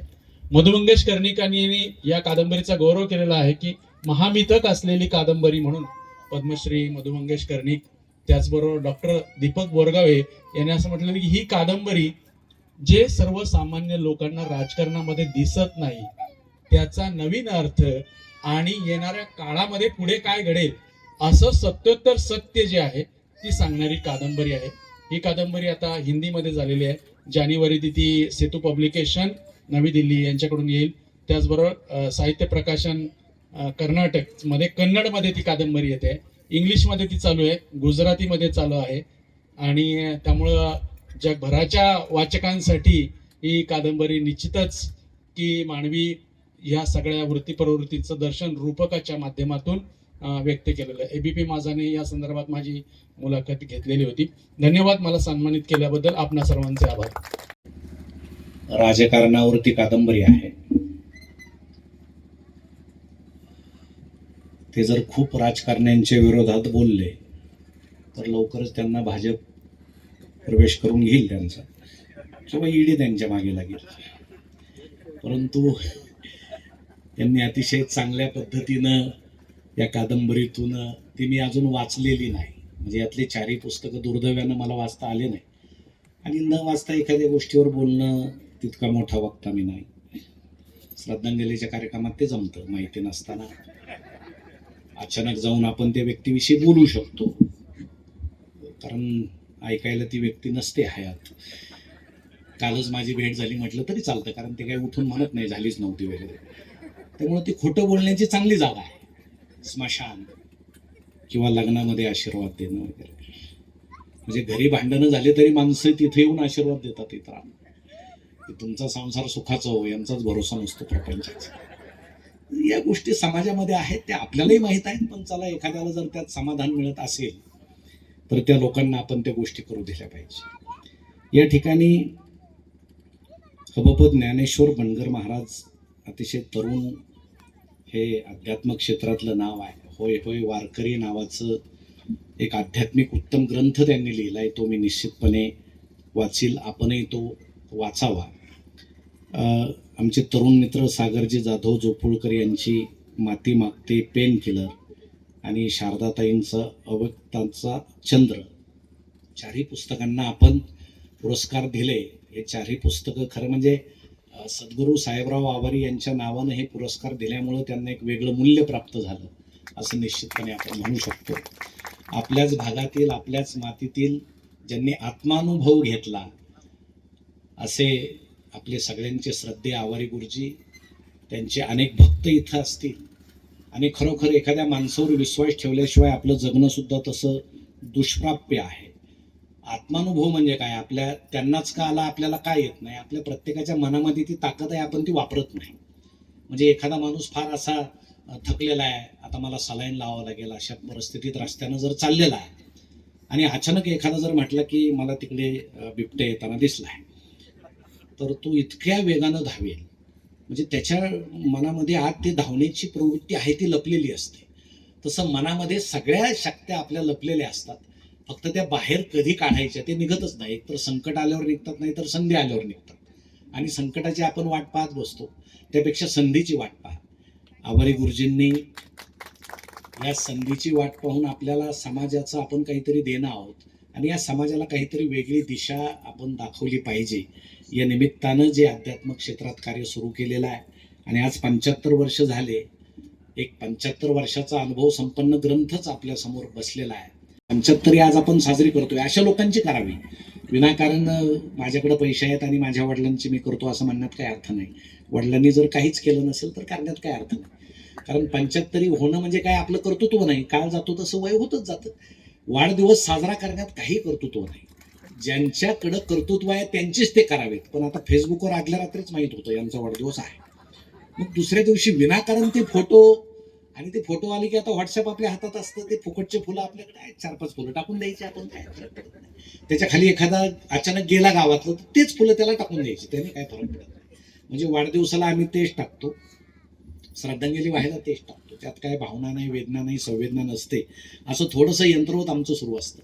परंतु धर्म आणि विज्ञान याचा जर विचार केला, आवारी गुरुजींसमोर हे बोलणं तसं अवघड आहे, परंतु या निसर्गामध्ये जो धर्म लपलेला आहे, झाडावरचं फळ खाली पडतं, मला वाटतं त्या फळाचा धर्म असावा, पण न्यूटननं त्याचा शोध लागला आणि त्याचं विज्ञान झालं. म्हणजे या ज्या रहस्यमय गोष्टी आहेत त्याचा शोध लागल्यानंतर धर्माचं रूपांतर विज्ञानामध्ये होतं. म्हणजे धर्माविना विज्ञान अपंग आहे आणि विज्ञानाविना धर्म आंधळा आहे, अशी या दोन्हींची सांगड आहे. पण आता विज्ञान इतकं सगळं वेगानं चाललेलं आहे की त्याचे आविष्कार आपण पाहत आहोत. आता मोबाईल नावाचा विषय आला, शास्त्रज्ञांना वाटलं की लोक किती कामात असतात, त्यांचे कामं पटकन व्हावेत म्हणून आपण मोबाईलची निर्मिती करावी. पण गंमत अशी झाली की सगळे कामं सोडूनच माणसं आता ते मोबाईल पाहायला लागले. म्हणजे एखादी नवीन घटना आल्यानंतर आपण त्याचा किती वापर करतो. 140 कोटी लोकांच्या देशामध्ये 100 कोटीच्या वर मोबाईल आहे. तुम्ही असं घर दाखवा जिथं मोबाईलच नाही. पण ग्रंथ असतील याचा भरोसा नाही. ज्ञानेश्वरी आहे का, भरोसा नाही. छत्रपती शिवाजींचं पुस्तक आहे का, भरोसा नाही. पण मोबाईल आहे का, 4 आहे. 4 माणसं असतील तर 8 आहे. कारण आता अन्न वस्त्र निवाऱ्याऐवजी टीव्ही, संगणक आणि मोबाईल हे आमच्या मूलभूत गरजा झालेल्या आहेत. त्याच्याहून आम्ही आता जगूच शकत नाही अशी परिस्थिती आहे. मग हा काळ इतका झपाट्यानं बदलत गेला. आमचे सगळे जुने काही लोक इथं आहेत, त्यांना माहीत आहे. पूर्वीचा काळ त्यांना आठवत असेल. अनेक श्रद्धेय महाराज इथं बसलेले आहेत. मी लहान असताना मला आठवतं, आई मला पहाटेच उठवायची, कारण पूर्वी शाळेची घंटा पहाटे वाजायची. शाळेची घंटा सुद्धा एखाद्या मंदिराची घंटा असायची, छान वाजायची. मग आई पहाटे उठवायची आणि सगळ्या गावात आम्ही पाहायचो धावपळ उडालेली असायची. कशाची, पाणी भरण्यासाठी. कारण पूर्वी कोणाच्याही घरासमोर नळ नव्हते. आमची आई ताई सगळे नदीकडं हंड्यावर हंडे घेऊन पळायचे. एखाद्या तरुण स्त्रीच्या डोक्यावर जर 3 हंडे दिसले तर ओळखून घ्यायची नवीन आलेली सून आहे गावामध्ये, आणि सासून तिच्यावर केलेला हा प्रयोग आहे 3 हंड्यांचा. म्हणजे नवीन आल्यावर आपण ती क्षमता त्यांची किती आहे तुझा अंदाज घेत असतो. अतिशय सुंदर असायची. वासुदेव दारात यायचा, बटरवाला मध्येच ओरडायचा, कधी कधी नंदीवाला यायचा.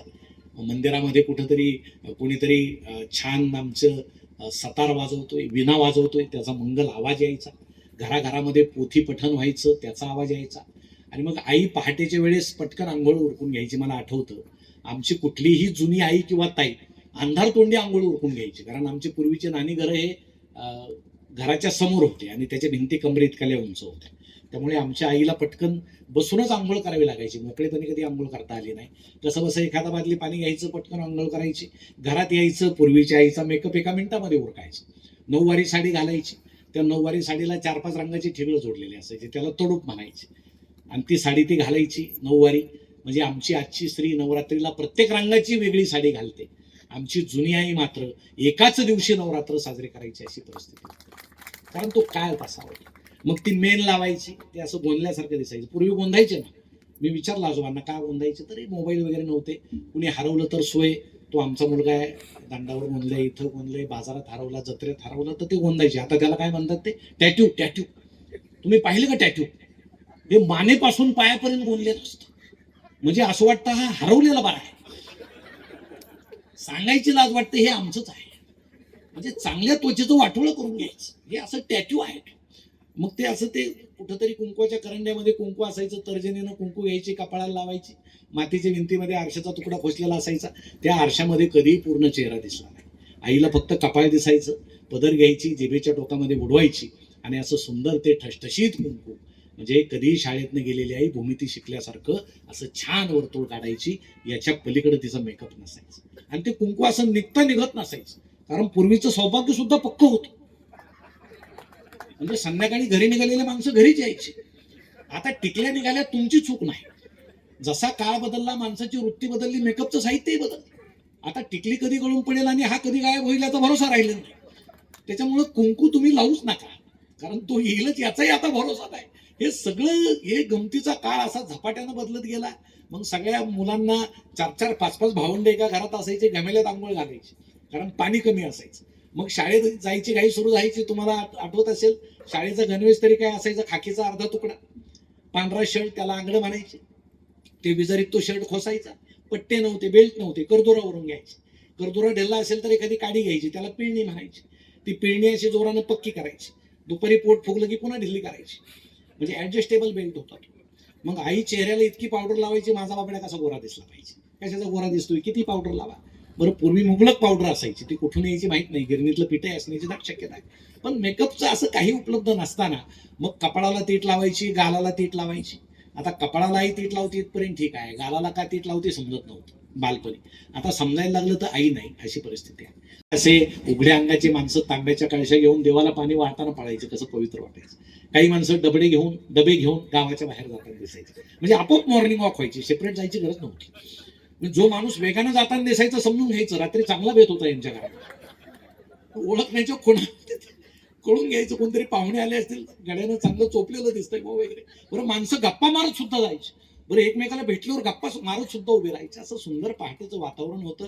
आई तुळशीला पाणी घालायची, वडील पोथी वाचायचे, आमचा थोरला भाऊ व्यायाम करायचा कुठेतरी कोपऱ्यामध्ये, आणि तरुण मुलगी अंगण झाडायची, अंगण सारवायची. अशी पूर्वीची ती पवित्र पहाट जर आठवली तर त्या काळी अध्यात्म का फुललं, संत साहित्य का आमच्या समाजामध्ये उदयाला आलं, ते या पवित्र वातावरणावरून समजतं. आता फार सगळं वेगळं झालेलं आहे. आताच्या काळाला बिघडलेलं म्हणणं सुद्धा तसं माझ्या दृष्टीनं चूक आहे. आता अनेक जण तुम्ही पहा, जो वक्ता येतो तो काय सांगतो, तरुण पिढी बिघडलेली आहे. तसं म्हणण्यात काही अर्थ नाही आहे. म्हणजे हे बिघडले नसले तरी आम्ही त्यांना बिघडून टाकतो. म्हणजे आम्ही आमचं वय झालं म्हणजे बाकीचे सगळे बिघडले असं म्हणण्यात अर्थ नाही. आपणही तरुण होतो आणि त्या काळाचा पटल जर पाहिलं तर आपण सुधारलेले असू याचाही भरोसा नाही. त्यामुळे विनाकारण या तरुण पिढीला नाव ठेवण्यापेक्षा त्यांना काय पाहिजे. पण आता मोबाईल आल्यापासून आमची पहाट बदलली. आम्ही उठल्याबरोबर आता उशाला असलेला मोबाईल घ्यायला लागलो, मग व्हॉट्सअप सुरू करायला लागलो, यंत्रवतपणे जगायला लागलो.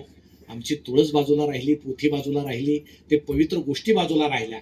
आणि अशा या विज्ञान तंत्रज्ञानाच्या वाढत्या युगामध्ये या समाजाला शांती आणि शांती नाही झाली आणि अस्वस्थता निर्माण झाली. आणि जिथं अस्वस्थता निर्माण होते तिथं अध्यात्माची आठवण होते. म्हणून मला वाटतं माणसाला जितकं सुरक्षित वाटायला लागतं तितका तो देवाकडे धावतो की कुठली तरी अदृश्य शक्ती मला वाचवणार आहे. म्हणून आता जर धार्मिकपणा आमच्याकडे दिसतोय, आम्हाला आवारी गुरुजींची गरज काय, त्यांनी आत्मानुभव घेतला. ते तुम्हाला आधार देऊ शकतात, तुमच्या जगण्यामध्ये ते शांती आणू शकतात, तुम्हाला प्रकाश देऊ शकतात. म्हणून आजूबाजूला या गोष्टी घडल्या. म्हणून तरुणांनी सुद्धा आता या अध्यात्माला धार्मिकतेला नावं ठेवण्यात काय अर्थ. एखाद्या गावात 4 सप्ते होतात, होऊ द्या, काही फरक पडत नाही. 4 सप्ते होतात, आमचे गरीब लोक त्याला वर्गणी देतात, सगळे एकत्र येतात. आमचे बाबा येतात, काहीतरी सुसंवाद लोकांशी साधतात. या सगळ्या गोष्टी होत्या. तुम्ही आज अनेक देश पाहता, हा त्याच्यावर हल्ला करतोय, तो याच्यावर हल्ला करतोय, तिथली तरुणाई उठते, सरकारच्या विरोधात बंड करते. हे भारतामध्ये कधी होणार? कारण भारतामध्ये एक आध्यात्मिक पाया आहे. आमच्या खेड्यापाड्यामध्ये आमचे महाराज या समाजाला शांत करण्याचा प्रयत्न करतायत. हे सुद्धा पुढाऱ्यांचं भाग्य आहे, नाही तर काही खरं नव्हतं. म्हणजे पुढारी जे करतात ते सगळं आम्हाला समजतं, पण आम्ही फक्त ते अध्यात्मामुळे सहन करतो की बाबा तुम्ही जे करताय ते ठीक आहे, आम्हाला सगळं समजतंय, तुम्ही आता तरी सुधराल, मग तरी सुधराल. हा फार वाईट आहे, आता नवीन आवृत्ती घेऊ, ती याच्यापेक्षा बिघडलेली असते. पण आमच्यामध्ये इतकं आध्यात्मिक बळ आलेलं असतं की जाऊ द्या. आणि माझा या अध्यात्माकडे पाहण्याचा दृष्टिकोन वेगळा आहे. शिर्डीला खूप लोक जातात, गेले पाहिजे. काही म्हणतात मंदिराकडे खूप लोक जातात, गेले पाहिजे. तिथं अनेक जण दान टाकतात, काही पावती न घेता दान टाकतात, सोन्याचे चिपा टाकतात. अहो, निदान ती संपत्ती साईबाबाच्या रूपानं बाहेर तरी येते, ती बाहेर आलीच नसती ना. मग त्या मंदिराच्या दृष्टीनं आमच्या गरिबांना जेवण मिळतं, शाळांना मदत होते, नाही का. आणि कशा रस्त्यानं ते माणसं जातात शिर्डीच्या साईबाबा. म्हणजे तो रस्ता दुरुस्त का होत नाही ते तुम्ही पुढाऱ्याला नावं ठेवू नका. बाबांनी त्यांना त्यांच्या मनात असा विचार आणलेला आहे की कुठल्याही देवाला जाताना खडतर रस्त्यानं गेलं पाहिजे. रस्ता खडतर असेल तरच देवप्राप्ती होते ही मनीषा मनामध्ये पक्की असल्यामुळं तो रस्ता कधी दुरुस्त होणार नाही. मग बालाजीला जाऊन दान टाकतात. आता बालाजी तसा श्रीमंत देव आहे, आमचा विठ्ठल गरिबांचा देव आहे आमचा विठ्ठल, की तिथं श्रीमंतांनी यावं असं आमचं काही मत नाही. फक्त विठ्ठलांचं म्हणणं एक आहे की प्रामाणिक लोकांनी या. तुमच्याकडे संपत्ती किती आहे याला महत्व नाही, तुमच्या मनात प्रामाणिकपणा पाहिजे. सलग 5 वर्ष आवरी गुरुजी तो दिंडीला जातो आणि तो वडिलांना सांभाळत नाही. मी त्याला यावेळेस म्हटलं की बाबा तू दिंडीला जाऊ नको, तू पायी जातो ठीक आहे, यात काही अप्रूप नाही, पण तू जाऊ नको. तो म्हटला का? म्हटलं ते विठ्ठल सगळं पाहताय, त्यांच्या जर लक्षात आलं आणि तू जर दर्शनाला वाकला तर ते पायाखालची वीट काढून तुझ्या डोक्यात घालतील आणि तुला सांगतील मूर्ख माणसा, खरा विठ्ठल तुझ्या घरात आहे, आधी त्याची पूजा कर आणि मग तू विठ्ठला नाही. लबाडी निदान आध्यात्मिक क्षेत्रात तरी नको. हे एकच गादी अशी राहिलेली आहे जी पवित्र आहे आणि जी समाजाला वाचवणारी आहे. म्हणून सगळ्या महाराजांविषयी आम्हाला प्रेम आहे की समाजाचे खरे आदरयुक्त कोण असावेत तर ते असावेत. आता आपल्यातही काही गुन्हे दुने असतात, काही जण नुसतंच सांगतात, पाळत नाही, त्याला तुम्ही काही करू शकता.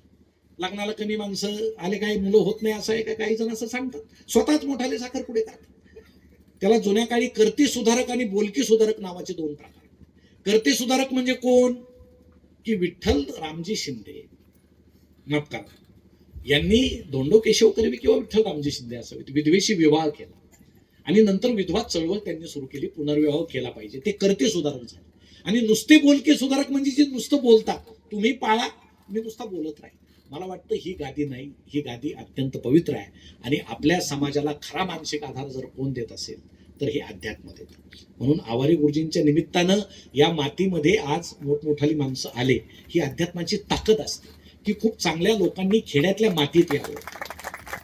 कोरोनाच्या काळात अनेक जण खेड्यात आले, ते नाही लागानं आले कारण तिथला व्यवसाय संपला. त्यांना वाटलं आपली 1 एकर आहे, आपण खेड्यात जाऊ. इथं आले तर ती 1 एकरही गायब होती. कारण आमच्या आता तू नाही म्हटल्यावर आम्ही त्याचे कुणी रस्ते केले, कुणी बांध टोकरले. आमचा तो आवडता छंद आहे. तर हे सगळं आम्ही इतके निस्वार्थी पाहिजे ना की काही गरज नाही. कारण मृत्यू होताना आम्ही काही बरोबर नेत नाही, हे सत्य जर आपल्याला माहित आहे तर माणसं एवढे लोभामध्ये, एवढे मोहामध्ये का पडतात हे समजत नाही. म्हणून तो मोह आणि लोभ त्याच्या पलीकडे जाणं आणि अध्यात्म प्राप्त करून घेणं, मला वाटतं महाभारतावर अत्यंत सुलभ पद्धतीनं आवरी गुरुजींनी केलं की कुठली गोष्ट प्राप्त करणं सोपं नाही. ब्रह्मोस्त्र विद्या जर घ्यायची, कर्णानं ठरवलं परशुरामाकडे घेऊ, पण खोटं बोलला की मी ब्राह्मण आहे, कारण ब्राह्मणाशिवाय ते ब्रह्मोस्त्र विद्या कोणाला ते देणार नव्हते. परशुरामांनी त्यांच्यावर विश्वास ठेवला की विद्या त्याला दिली, शिकवली आणि त्या जंगलातून एकदा खाली येताना परशुराम म्हटले, भर दुपारची वेळ झाली, मला जरा वामपक्षी घ्यायची, झोप घ्यायची, एखादा दगड माझ्या उशाला आण. कर्ण म्हटला, महाराज तुम्ही माझ्या मांडीवर झोपा, दगड तुम्हाला टोचेल. म्हणून कर्णानं मांडी घातली, परशुरामांनी डोकं त्यावर टेकवलं आणि कुठला तरी एक खोड पोखरणारा किडा आला, उडत उडत आला, त्यानं कर्णाची मांडी पोखरायला सुरुवात केली. पण आता मांडी पोखरायची, रक्त निघायला लागलं. आपण जर मांडी हलवली तर आपल्या महाराजांची, आपल्या स्वामीची, आपल्या गुरुची झोप मोडेल. म्हणून कर्णानं मांडी हलवली नाही. त्यांच्या डोळ्यावर उन्हाची तिरी आली म्हणून हात असा धरला आणि शेवटी ते रक्त वाहत वाहत परशुरामांच्या कानांपर्यंत गेल्यानंतर त्या रक्ताच्या स्पर्शानं ते ताडकन जागे झाले. कर्णाला वाटलं ते म्हणतील तुझ्यासारखा शिष्य हा कधी मला भेटलेला नाही, पण ते स्पष्ट बोलले, ज्या अर्थी किड्यानं तुझी एवढी मांडी पोखरली, एवढं रक्त निघालं, तरी तू ते सगळं सहन केलं, याचा अर्थ तू ब्राह्मण नाही. म्हणजे ब्राह्मणांविषयी किती पक्के मतं होते पूर्वीपासून की तू ब्राह्मण नाही, तू क्षत्रिय आहे. आणि मग कर्णाला सांगावं लागलं मी सुतपुत्र आहे. मग परशुरामानं सांगितलं की तुला मी जी विद्या शिकवलेली आहे ती ऐन युद्धामध्ये तुला आठवणार. म्हणजे फक्त अध्यात्म क्षेत्रच असं आहे की त्यामध्ये तुम्ही लबाडी करून, खोटं बोलून काहीही प्राप्त करू शकत नाही. मानसिक शांती लाभायची असेल तर निश्चित आपण आपल्या संत विचाराचा, संत परंपरेचा अभ्यास करावा. हा समाज एका वेगळ्या दिशेनं चाललेला आहे हे आपण सगळं पाहतोय. जे आपले आदर्श लोक आहेत, पूर्वी तरी 60-70 वाङ्मयीन गोष्टी होत्या ज्या पुस्तकावर समीक्षण करायच्या. आता दर रविवारी पुस्तकावर एक 10-200-300 शब्दामध्ये समीक्षण येतं. हे पुस्तक कसं आहे, ते कसं आहे. आपण साहित्याकडे वळालं पाहिजे. आणि या चौघांनी जे लिहिलेलं आहे ते आमच्या वेदना लिहिलेल्या आहेत, आमच्या मातीतल्या कविता आहेत, मातीतल्या कथा आहेत, मातीतलं अध्यात्म आहे. आता ज्यांनी आम्हाला खरं शिकवायला पाहिजे.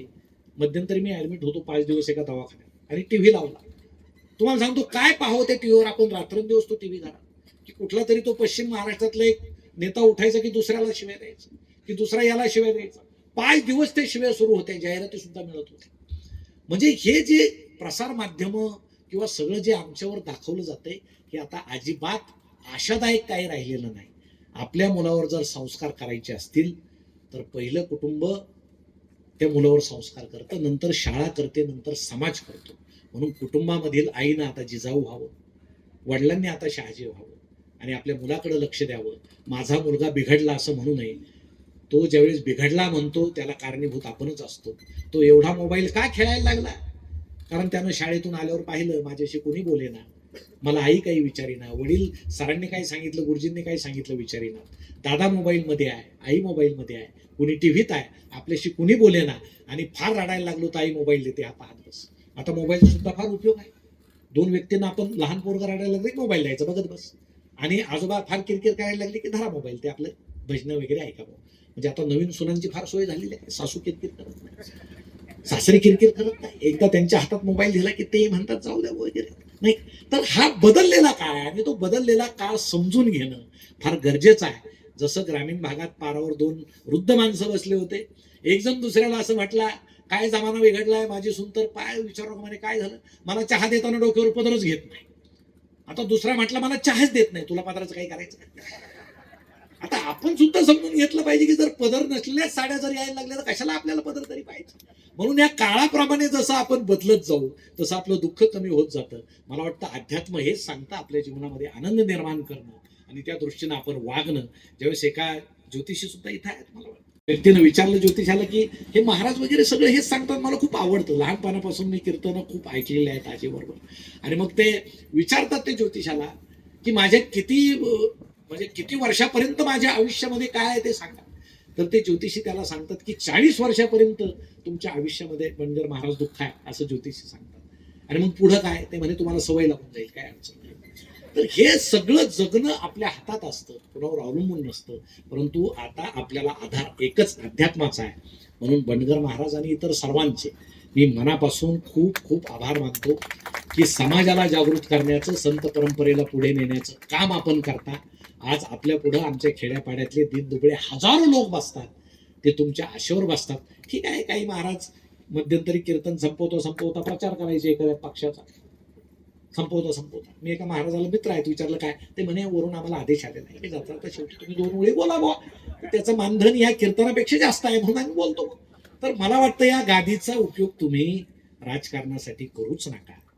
अध्यात्मापासून जेवढं राजकारण बाजूला ठेवता येईल तेवढं ठेवा, ते त्यांच्या खोडी सोडणार नाही. आता स्मरणशक्ती खूप चांगली पाहिजे, तर कळतं कुठला पक्ष कोणाचा आहे, कोण कोणाकडून उभा आहे. दुसऱ्या दिवशी सकाळी उठल्याबरोबर त्याला विचारायचं होतं तू कुठल्या पक्षात आहे, भरोसा नाही रात्रीतून काय होईल. त्यामुळे ते सगळं क्षेत्र विचित्र आहे. मग तिकडं न जाता हे क्षेत्र आम्हाला आनंद देणार आहे. आवरे गुरुजींसारखे एक महापुरुष आपल्याला आधार देणार आहेत, आपल्या आयुष्यामध्ये प्रकाश टाकणार आहेत. आज अनेक महाराज की जे संत वाङ्मय आपल्यापर्यंत आणतायत, जे आम्ही वाचत नाही, आपल्या डोळ्यामध्ये झणझणीत अंजन घालण्याचं काम करतायत, त्या सर्वांचे आपण आभार मानू. अध्यात्मावर, धार्मिकतेवर विश्वास ठेवू. म्हणून सद्गुरू साहेबराव आवरे यांना खूप खूप आयुष्य लाभावं या समाजासाठी, कारण त्यांनी आपले जगणंच या समाजाला समर्पित केलेलं आहे. आणि त्यांच्या नावानं जे पुरस्कार या साहित्यिकांना मिळाले त्यांना सुद्धा मी खूप शुभेच्छा देतो. आपण खूप लिहा, असा एखादा पुरस्कार सुद्धा हा साहित्य अकादमीपेक्षा खूप मोठा आहे असं मी मानतो. म्हणून आपणा सर्वांना सुद्धा शुभेच्छा देऊन मी थांबतो. धन्यवाद. अध्यक्ष सन्मान्य सुदर्शन शिंदे सर हेही या ठिकाणी उपस्थित आहेत. या ठिकाणी हे छोटेखानी सन्मान या ठिकाणी संपन्न झाले. खूप दूरदूरून आलेले, लांब अंतरावरून आलेले पाहुणे मंडळी, अविनाश पाटील आता 300 किलोमीटर अंतरावरून आले.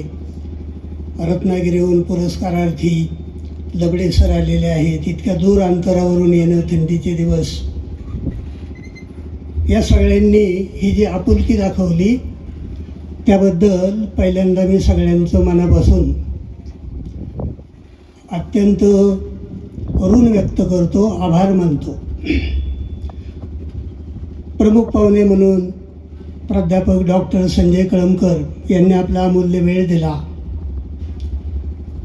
आणि ते आपल्या वक्तृत्वाबद्दल प्रसिद्धच आहेत. म्हणजे कोणत्याही स्वरूपाचं श्रोते असले, ऐकणारे कोणी असले, त्याच्याशी ते समरस होऊ शकतात आणि फार उत्कृष्ट बोलू शकतात. लिखाण तर त्यांचं चांगलंच आहे. महाराष्ट्र त्यांना लेखक म्हणून, वक्ता म्हणून, विनोदी व्याख्याता म्हणून, सामाजिक प्रश्नावर अत्यंत मिश्किल टिप्पणी करणारे असे लेखक म्हणून ओळखतो. त्यांनी आपला अमूल्य वेळ दिला, या ठिकाणी आवर्जून आले, त्यामुळं ते अभिनंदनाला पात्र आहेत. त्यानंतर प्राध्यापक डॉक्टर बाळासाहेब लबडे फार दूर अंतरावरून आले आणि त्यांच्या चिंबोरी युद्ध या कादंबरीला आपण या ठिकाणी उत्कृष्ट साहित्य पुरस्कार दिलेला आहे. त्या कादंबरीवर कमी बोलण्यात आलं कारण त्याचे जे परीक्षक आहेत ते आज येऊ शकले नाहीत. सध्याचं जे युग आहे अत्यंत मानसिक स्थिती प्रत्येकाची डिस्टर्ब झालेली आहे. मोबाईलमुळे डिस्टर्ब झालेली आहे, आर्थिक परिस्थितीमुळे डिस्टर्ब झालेली आहे, विचारामध्ये धड धारणा राहिलेली नाही, संस्कार नाहीत, वाचनाचा अभाव आहे. अशा या सगळ्या गोष्टीवर त्यांनी फार वेगळ्या पद्धतीने हे पुस्तक लिहिलेलं आहे, फारच वेगळ्या. त्यांचं पुस्तक वाचण्याआधी चंद्रकांत पालवे यांनी त्या पुस्तकाचं फार कौतुक केलेलं होतं आणि माननीय बाळासाहेब लबडे यांनी आपल्या प्रस्तावनेमध्ये त्या पुस्तकाचे पहिले वाचक म्हणून पालवे सरांचा उल्लेख केलेला आहे.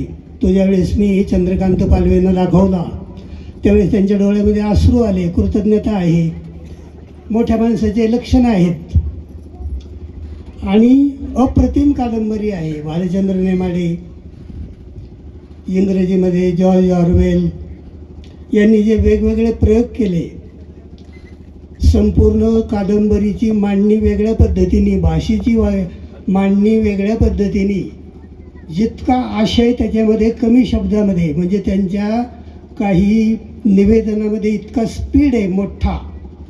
हेमिंग्वे त्याचं जसं लिखाण असतं, अर्नेस्ट हेमिंग्वेचं नोबेल प्राईज विजेता अमेरिकन लेखक, तशा पद्धतीची भाषाशैली, अप्रतिम भाषावैभव, भाषेवर प्रचंड प्रभुत्व आणि विषयवस्तूचं अपरंपार असं सखोल ज्ञान त्यांनी आपल्या कादंबरीमधून मांडलेलं आहे. एक वेगळ्या प्रकारची कादंबरी मराठी भाषेला या निमित्त. त्यांच्या पहिल्या 3 कादंबऱ्यासुद्धा अशाच प्रकारच्या आहेत. इथून पुढं त्यांच्या हातून अशा प्रकारे उत्तम साहित्यकृती निर्माण व्हावं अशी त्यांना शुभेच्छा असतील. 25-30 वय आहे आणि लिखाणाची पद्धत अशी आहे, आत्ता परीक्षकांनी त्यांच्याविषयी सांगितलं की PhD करणारा विद्यार्थी जसं लिहितो तशा अकादमिक शिस्तीमध्ये लिहिलेली ती मांडणी त्यांनी केलेली आहे, होय होय वारकरीमध्ये. आणि इतका मोठा आवाका त्या पुस्तकाचा आहे, तत्त्वज्ञानाच्या दृष्टीने आहे, सामाजिक दृष्टीने आहे आणि फार कमी वयामध्ये फार आश्चर्यचकित करणारी गोष्ट त्याच्यामध्ये आहे. म्हणजे असं कोणी काही लिहू शकेल वारकऱ्यामध्ये अनपेक्षित होतं. म्हणजे ते पुस्तक वाचताना जुने जे लेखक आहेत चांगल्या प्रकारे, सदानंद मोरे फार चांगल्या पद्धतीने ह्या वारकरी परंपरेचं विश्लेषण करतात आणि ते समाजापुढं मांडतात. जोग महाराजांनी वारकरी संस्थेला एक प्रकारची शिस्त दिली, त्यानंतर त्याचा संपूर्ण इतिहास त्यांनी इतक्या पद्धतशीर रीतीने मांडला.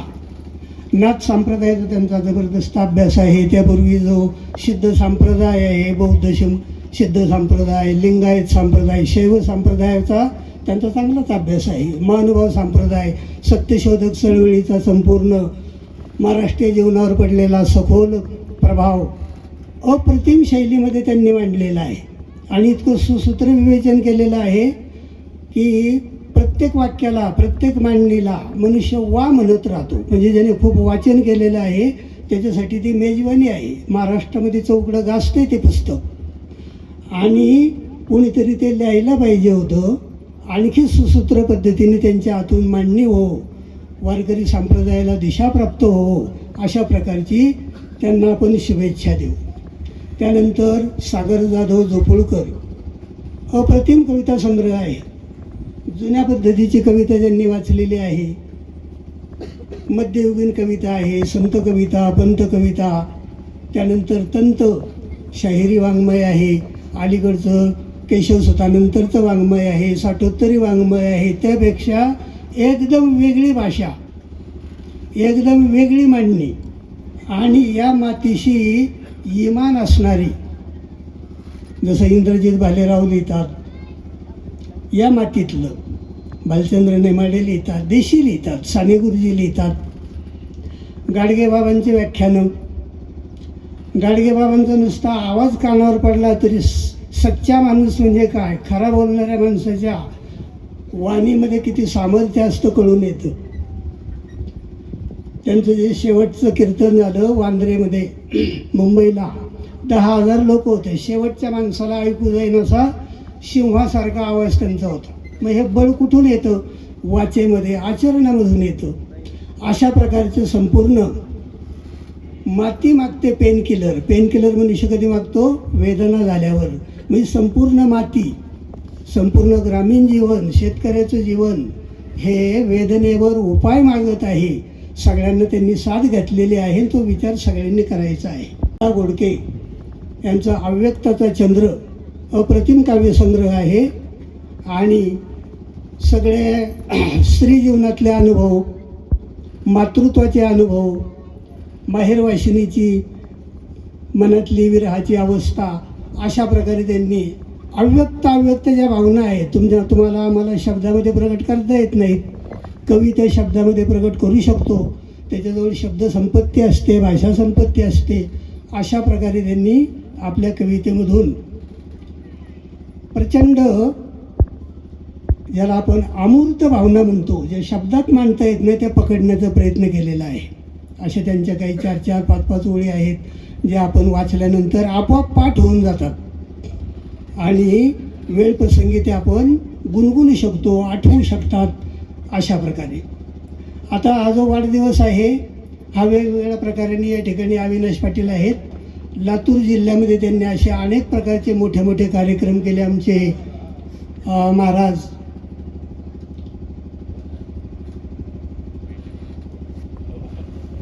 तोडमल महाराज, रघुनाथ महाराजसाठी 7-7, 8-8 दिवस हरिनाम सप्ताह व्हायचे, काल्याच्या कीर्तनापर्यंत थांबायचे. ते फार मोठा कार्यक्रम लातूरमध्ये त्यांनी केलेला आहे.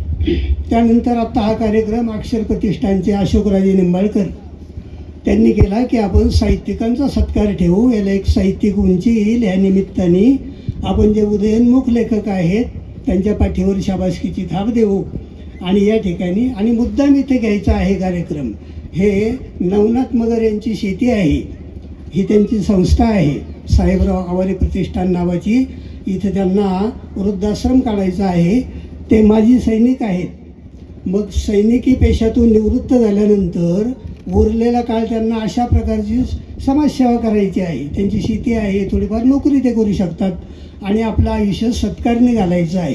त्यांनी हा इथं सुंदर कार्यक्रम, लग्न कार्य जसा एखादा करतो आपण घरी, मुलाचं लग्न, मुलीचं लग्न, शेतामध्ये मंडप टाकून तिथं जेवणं खाणं, असा ऐश्वर्यशाली कार्यक्रम त्यांनी या ठिकाणी घडवून आणला. त्यानंतर अशोकराजे निंबाळकरांमुळे जे इतके मोठे मोठे महात्मे, बंडगर महाराजांसारखे महात्मे, एवढे मोठे साहित्यिक, लेखक, कळमकरांसारखे मोठे व्याख्याते तुम्ही इतके प्रेमाने आलात, त्याच्यामध्ये निंबाळकरांचा फार मोठा वाटा आहे. त्यांच्या प्रेमामुळं, त्यांनी जोडलेला लोकसंग्रह, त्याच्यामुळं खूप लोक आपुलकीने या ठिकाणी आले. आणि आता हे जे संपूर्ण चेहरे आहेत दर कार्यक्रमामध्ये नवीन नवीन असतात, वेगवेगळ्या प्रकारचे, ज्याला जितकी माहिती कळेल त्या माहितीला अनुसरून त्या प्रकारचा श्रोतृवर्ग तयार होतो. निवेदक आहेत, परीक्षक आहेत, त्यांच्या आता तुम्हाला सगळ्यांना माहिती झालेली आहे. आणि आता मुख्य म्हणजे जेवणाची वेळ झालेली आहे. कुणीही जेवल्याशिवाय जाऊ नका, प्रसाद म्हणून घ्या, भूक लागली म्हणून जेवा, पण जेवल्याशिवाय अजिबात जाऊ नका. एवढं बोलून मी माझे 2 शब्द पुरे करतो. जे सांगतो होईल या ठिकाणी हरिभक्त परमसुदाम महाराज धारकुंडे. आता विश्वात्मके देवे येणे